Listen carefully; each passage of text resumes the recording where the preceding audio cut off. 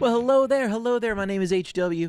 How often is it that we get a huge update to an 11-year-old piece of gear? It's not very often, but Kemper has done it. Today we're going to talk about liquid profiling. What is it and what isn't it? Well, what is liquid profiling? It is, put simply, the ability to take any old profile you have from years ago that you made a long time ago that you bought from Michael Britt or Tone Junkie or anybody else, and the ability to create new stuff.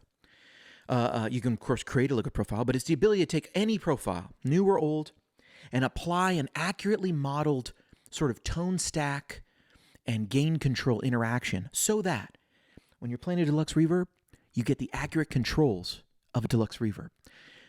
When you're playing an AC30, you get the accurate controls of an AC30. It's like all the bass, middle, and treble, it's accurate to the amp. But not just that, the gain knob as well. And the way they've done that is by accurately modeling the bright cap. And as a bonus, we get in here bright cap intensity. We've got more bright cap, less bright cap. I actually was playing with the bright cap down a little bit. Here is it with the bright cap up and sort of true to the authentic amp.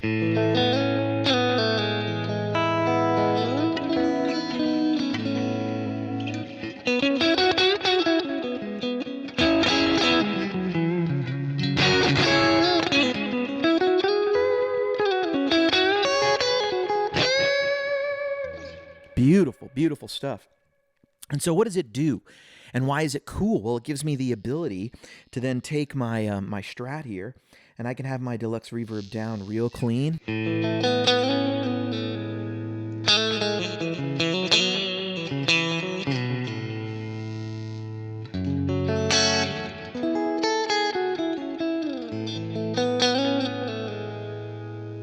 Beautiful.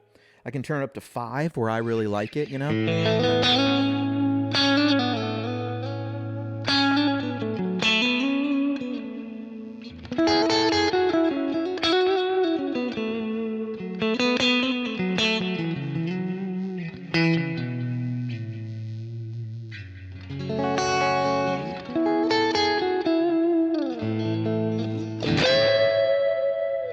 I mean, that's lovely.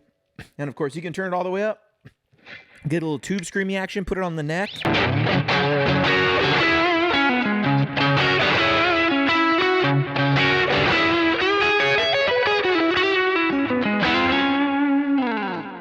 You can do that as well. I mean, you can do it all. Now, what's super cool is you also, my favorite feature, you get that bright cap intensity. Now, normally you'd have to go into an amp and clip the bright cap, but Kemper, because they had to model the bright cap to get the interaction of the gain control correct, you come over here and you actually get the ability to take the bright cap down. So check it out. Here's the amp straight up, and the bright cap I'm now going to take from 10, which is this. I'm going to take that bright cap down to half. And now I'm going to take it down all the way.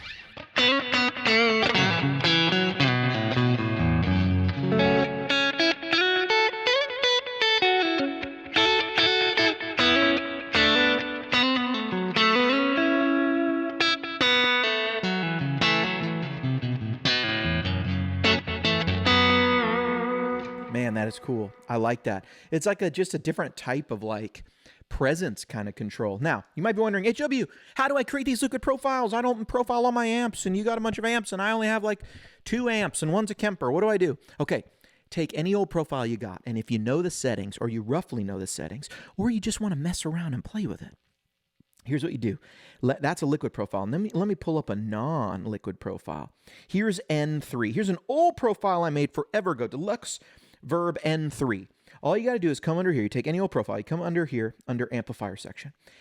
And we're going to select the correct tone model, amp model. Now, it's not an amp model in the sense that it has any sound. It's a model of how the knobs move and affect the sound. So we're not changing the sound of your profile. What it is not is an amp model like you would find in a Helix or an Axe-Fx or a Quad Cortex. What it is not is an amp model as you've normally thought of it. What the amp model is is the inner workings and values of all the knobs and parameters in there. So I know that I'm playing a deluxe reverb normal channel. So I'm going to scroll over until I find deluxe reverb normal channel. Boom. Fan deluxe rev normal. Now you might have noticed something. As I'm changing this amp model, what happens to my gain knob? Well, my gain knob begins to shift around. Why is that? That's because the Kemper can hear a certain amount of gain, and it knows that that amount of gain corresponds to different levels on different amps. That is to say, a deluxe reverb on 5 is quite a bit dirtier than a twin on 5, because a twin is really designed to keep headroom. A Princeton or a Vibrochamp, all Fenders, but if you set those to 5, they're dirtier than the deluxe, and the deluxe is dirtier than a twin.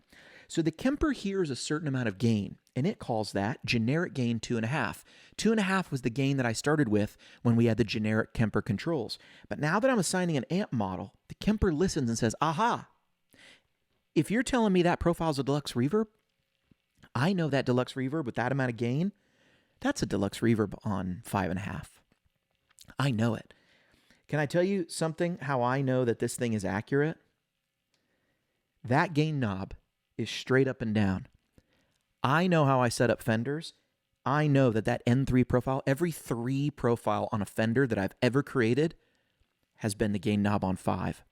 I always do 1 and 2, and then 3 is always right there. Then I do 4 and 5. You know what I'm saying? I know. So as soon as I got this, I knew it was right, because I went N3, assign the model, it got the gain correct. It knows that's what it is.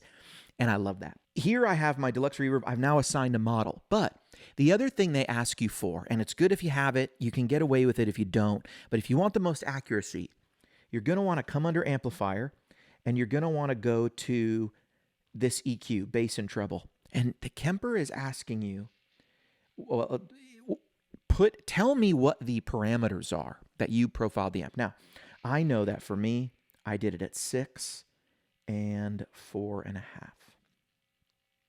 So now that I'm at 6 and 4.5, I've told the Kemper, here we go. Now I've changed the controls, but I want to tell the Kemper, hey, burn this in. That original sound you heard, you're trying to figure out how knobs affect the sound, Kemper. The sound you're hearing is 6 and 4.5.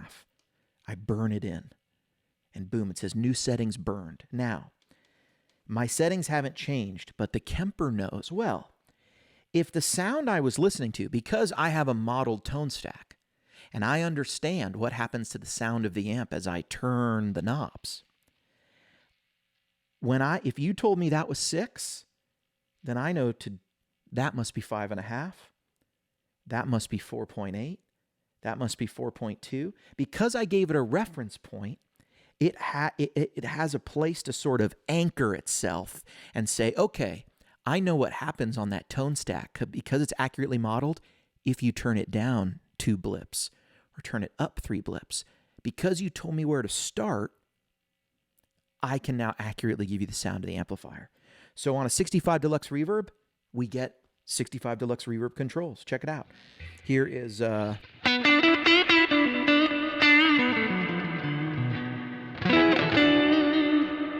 Let me turn down this mix and stuff because I got a ton of verb going, but I want to hear this really accurately. I'm going to turn my treble all the way up, or not all the way up, but just how I would on it. I wouldn't go much past that on the real amp.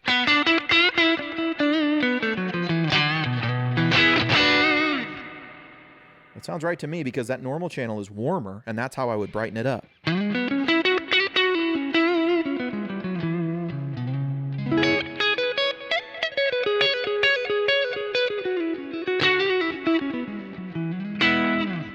Love it. Turn it down, darken it up, high pass filter.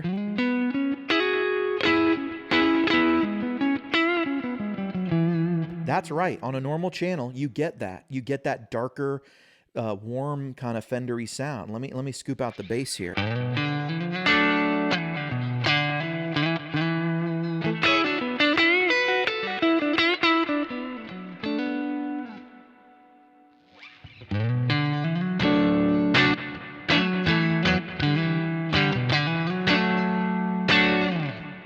I'll tell you, it hits my ear correctly. And with the gain knob registering where I know it was without even telling it, I know that this thing's right. So that's how you elevate any old profile.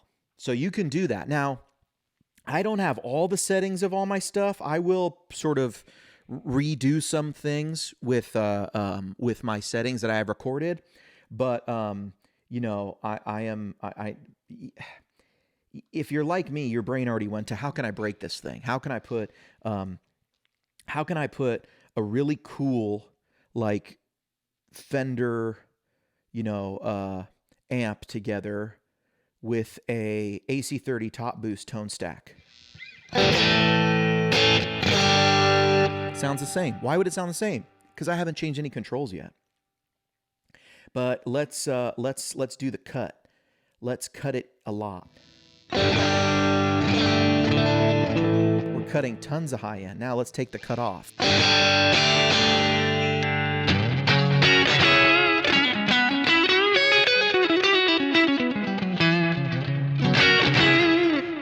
Very cool.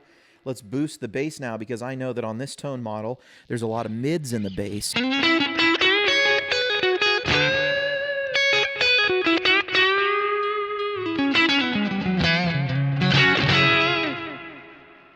about we boost that? We cut this just a bit. We really crank the treble, crank the bass.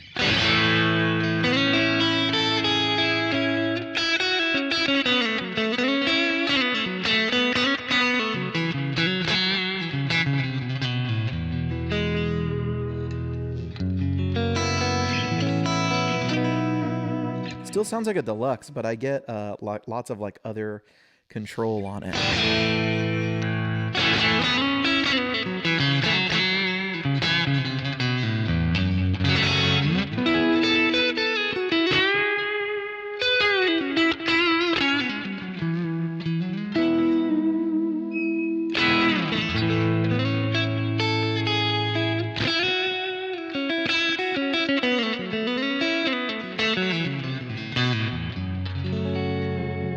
Now, obviously, I've left the realm of authenticity. I'm trying to apply some different tone stack, but you can do whatever you want. Generic gain, look, if I roll that generic gain up, that was the Kemper telling me, oh, I used to think this was a 2.5 on the generic Kemper gain, but because you told me it's a deluxe, I know it's straight up. As I turn one of these, you see the other one moving too. So this is how the gain would appear on a deluxe reverb, and this is how the Kemper sees the generic gain, and you can go up forever, and you know, that's not real, of course, but as you come back, it's still accurate. So that's really cool. I also can, just to show you, I still have my clarity, my tube shape, my tube bias, my pick attack, my power sagging, my definition. I have everything that I had before. So we haven't lost anything.